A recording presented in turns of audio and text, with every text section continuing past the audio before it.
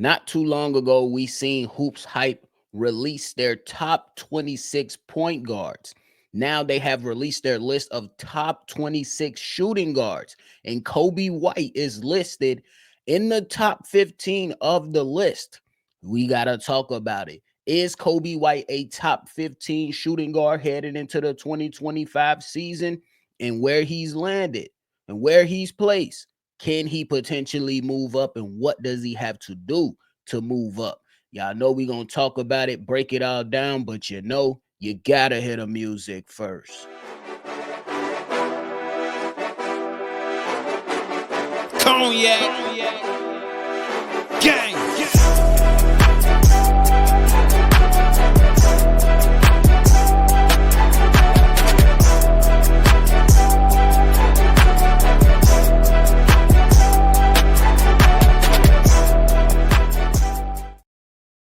Bulls podcast with the Cognac Boys. I'm Cognac Boy Bobby, and I'm holding it down on another daily episode. So if you're tuned in with me today, make sure you go ahead and hit that like button, subscribe to the channel, and hit that notification bell as well, man. We on our way to this 10K, and y'all already know all the support is very, very appreciated. But hey, not too long ago, we had a Hoopshype list that came out and placed Josh Giddey in the top 15. Now the Chicago Bulls find themselves having a player in Coby White, a shooting guard, placed in the top 15 of Hoopshype's top 26 shooting guard heading into the 2025 season. The logic behind Hoopshype's list is, hey, we just gonna vote on the top shooting guards that we believe are in this league. They claim that there is no bias. They have a team that votes on this. So apparently, hey, they put out the best list that they could possibly put out without trying to be biased. Coby White, he fell at number 12 on this list, ahead of other players like Dyson Daniels, who came in at 13, Jalen Green, who came in at 14, and CJ McCollum at 15, with Anthony Simons at 16.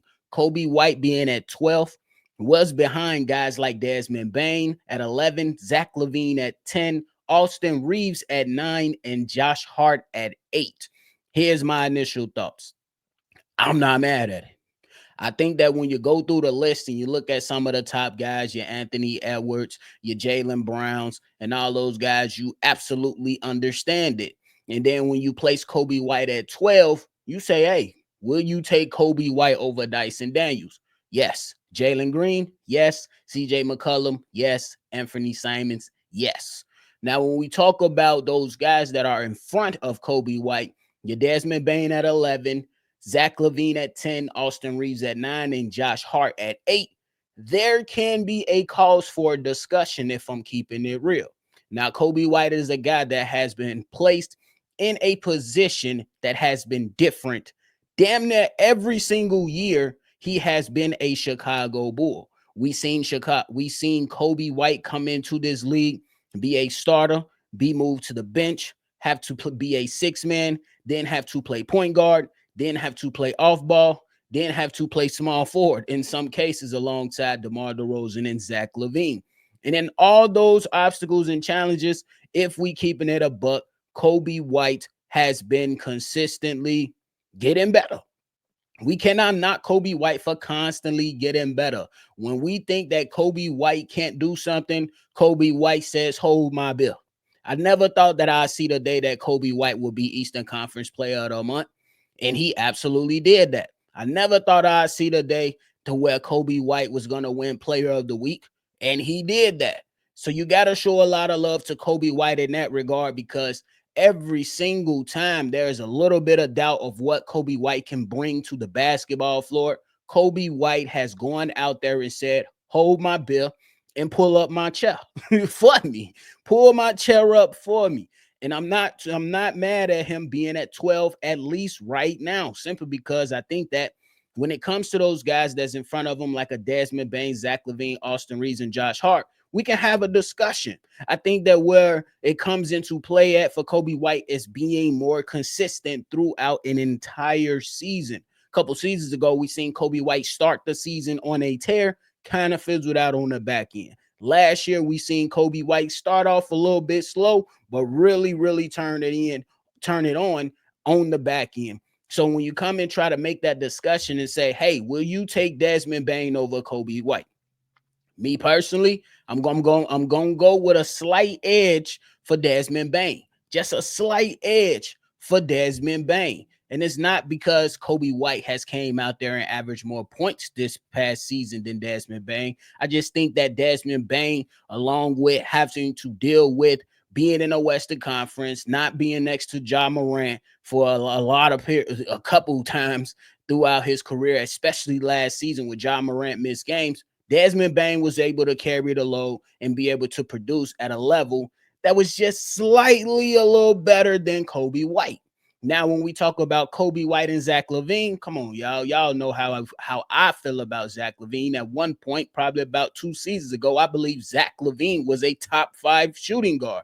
Obviously, things have changed for Zach LaVine. Obviously, there's other things that we can bring into there and other caveats that we could talk about with Zach LaVine. But I think that Zach LaVine is a hell of a basketball player. Definitely one of the guys that can really go out there and light it up and put the ball in the basket on any given night. The problem is Zach LaVine handles. The problem is Zach LaVine being as healthy as possible. The problem is Zach LaVine showing detail to the defensive side. So at least right now, I'm cool with that. Now here comes the discussion. Austin Reeves, Josh Hart.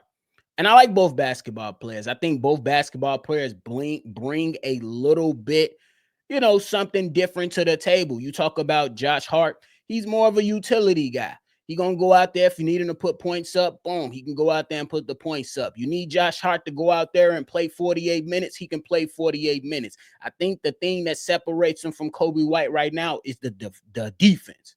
I think they really harping on the defensive side of the ball right there when they say Josh Hart is at 8. And I think that's something that we can continue to monitor, especially for the 2025 season where Coby White is betting on himself. I haven't heard any rumors that said the Chicago Bulls tried to offer Coby White an extension, because we already know what that answer was. Denied, decline, hell no. I'm not signing. Y'all know if they would have came Coby White talking about some 89 million, nah, throw it away. I'll rip it up for you. I'll see you at the end of the 2025-26 season. But I think that's an interesting one. One that can be very debatable is Austin Reeves and Coby White. The difference is, and I think this is why I think it's very one that can be really discussed to an extensive level, is because you look at Austin Reeves and you say, hell yeah, he's a hell of a basketball player. You know what I'm saying? He has his flaws. Coby White has his flaws too, but the more dynamic scorer, I'm going to go ahead and give Coby White the nod on that. I think that right now we're having Austin Reeves place that 9 is a little bit more due to him playing next to guys like LeBron James, next to guys like Anthony Davis, next to guys like a Luka Doncic. Coby White hasn't played next to superstars. He hasn't played next to one superstar in his career yet. Now he played with some stars. He played with DeMar DeRozan. He played with Zach LaVine. But imagine what Coby White will do next to, let's just say, a Steph Curry. I think Coby White will light it up.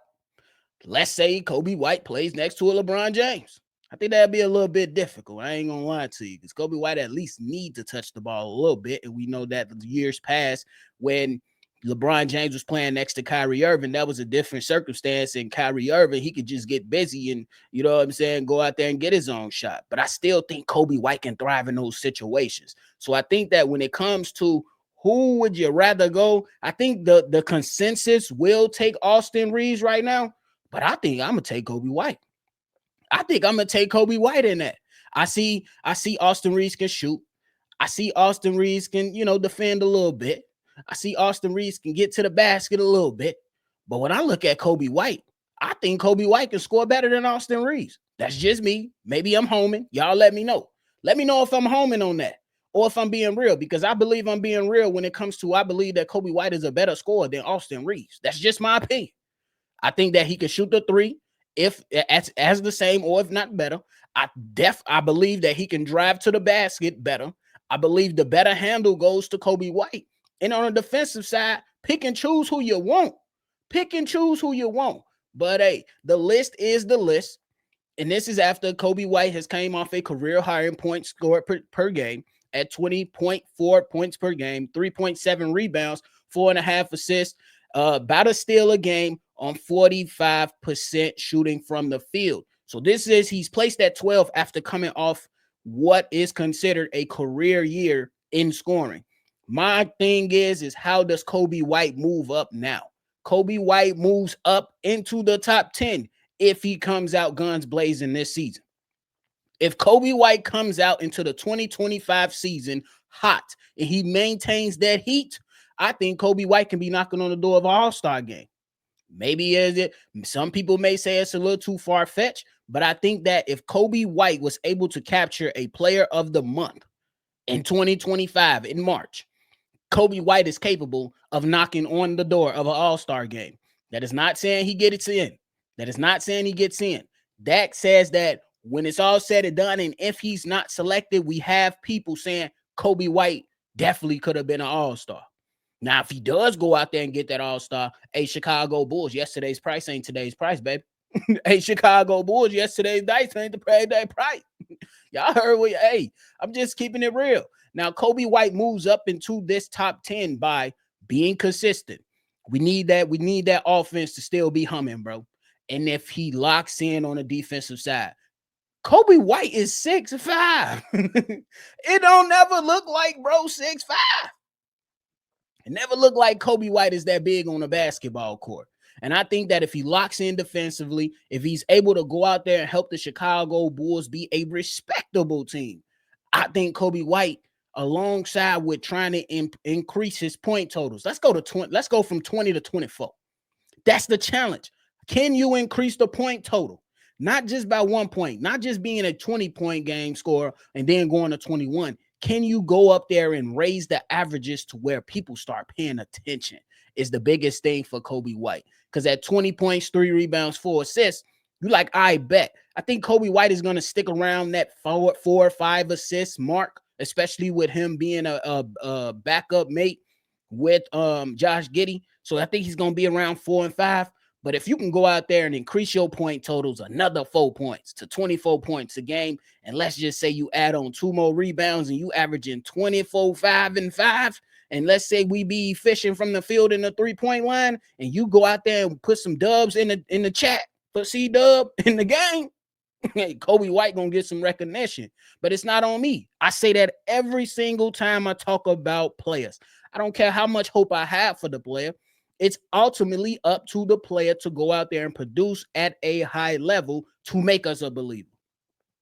To make us a believer or validate how we feeling. That what it ultimately comes down to. Coby White could very well move up. He can overtake Desmond Bane. He can overtake a Austin Reeves. He can overtake a Zach LaVine. He can overtake a Josh Hart in this season. But he got to do it. Coby White has to do it. It don't matter about how much hope. I try to speak with more logic into these things because I know seasons can go any way. Injuries are a part of this. Play styles are a part of this. Guys go into shooting slumps. Things get rocky. You know what I'm saying? Things get a little rocky. But this is a contract year for Coby White. And if you want to cash in on a bag, ain't no more plan coming out of the ain't no plan coming out of the gate. Boy, you better be chasing that bag like a groundhog seeing that rabbit. I'm so serious. You better chase that bag like a greyhound seeing that rabbit. I'm not even playing with Coby White.